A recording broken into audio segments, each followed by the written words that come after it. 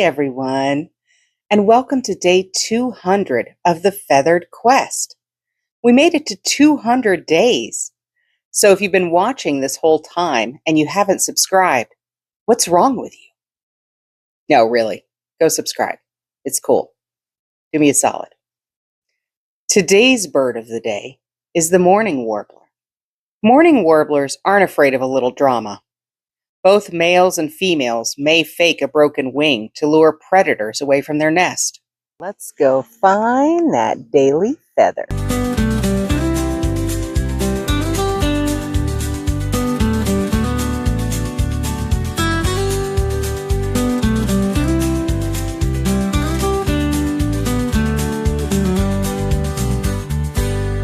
Well, thanks for coming along with me today, guys. Remember, you are loved. And the world is full of wonder. So, did we find our bird of the day?